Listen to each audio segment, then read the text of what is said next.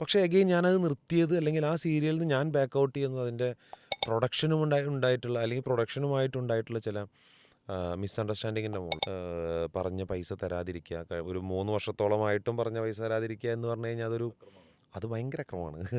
ഭയങ്കര മോശം ട്രീറ്റ്മെൻറ്റ് എന്ന് പറഞ്ഞു കഴിഞ്ഞിട്ടുണ്ടെങ്കിൽ ഏറ്റവും വേഴ്സ്റ്റ് ആയിട്ടുള്ള ട്രീറ്റ്മെൻറ്റ് തരിക.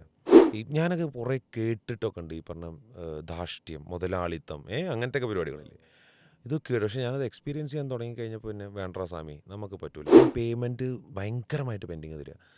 എന്നോട് ഫസ്റ്റ് ജോയിൻ ചെയ്യുന്ന സമയത്ത് പറഞ്ഞിട്ടുണ്ടായിരുന്ന ഈ പേയ്മെൻറ്റിൻ്റെ 1/3 എനിക്ക് തന്നുകൊണ്ടിരുന്നത്. 3 അല്ല 4/1 തന്നുകൊണ്ടിരുന്നത്. ഒന്ന് ആലോചിച്ച് നോക്കി, ക്യാൻ യു ഇമാജിൻ 2500 രൂപ വെച്ചിട്ട് എനിക്കൊരു മാസം ജീവിക്കാൻ പറ്റുമോ? അങ്ങനത്തെ ഒരു അവസ്ഥയിലേക്ക് മനുഷ്യനെ കൊണ്ടുപോയി എത്തിച്ചു വരും. അതെനിക്ക് പറ്റാതെ നമ്മുടെ സെൽഫ് റെസ്പെക്റ്റിൽ നിന്നും താഴെ പോയി ജീവിക്കാൻ പറ്റാത്തൊരവസ്ഥ വന്നു. കടത്തിൻ്റെ മുകളിൽ കടത്തിലേക്ക് കയറി. ഈ സീരിയലിലൊരു സ്ട്രക്ചർ പലപ്പോഴും പ്രേക്ഷകർക്ക് അറിയില്ല. അതായത് കോസ്റ്റ്യൂം നമ്മൾ തന്നെ കൊണ്ടുവരണം. അതെ, അത് ക്യാരക്ടർ കുറച്ച് റിച്ച് ആയിട്ടുള്ള ഒരു ഫാമിലിക്ക് ആണെങ്കിൽ അതിനനുസരിച്ച് നമ്മുടെ കയ്യിലുള്ള സംഭവങ്ങൾ അതുപോലെ തന്നെ വേണ്ടി വരും. അതെ, ഒരു ബ്രാൻഡഡ് കോസ്റ്റ്യൂം ചിലപ്പോൾ വേണ്ടി വരികയാണെങ്കിൽ പിന്നെ നമുക്ക് അവിടെ കോംപ്രമൈസ് ചെയ്യാൻ പറ്റില്ല. അതെ, അതെ. മാത്രമല്ല പേയ്മെന്റ് സിനിമയിലത്തെ പോലെ ഒരു പ്രൊജക്ടിന് ഇത്ര ദിവസങ്ങൾ, അതിനെല്ലാം കൂടി ഇത്ര പേയ്മെന്റ് അല്ല, പെർ ഡേ ആണ് പേയ്മെന്റ്. പെർ ഡേ പേയ്മെന്റ് ആണ്. അപ്പൊ സൂത്രശാലിയായ കുറുക്കന്മാരുള്ള പ്രൊഡക്ഷൻ കൺട്രോളർമാരാണെങ്കിൽ അത് കൃത്യമായി പ്ലാൻ ചെയ്ത് ചാർട്ട് ചെയ്ത് ഒരു ദിവസത്തേക്ക് നമ്മളെ ഒതുക്കിയിട്ടുണ്ടാവും.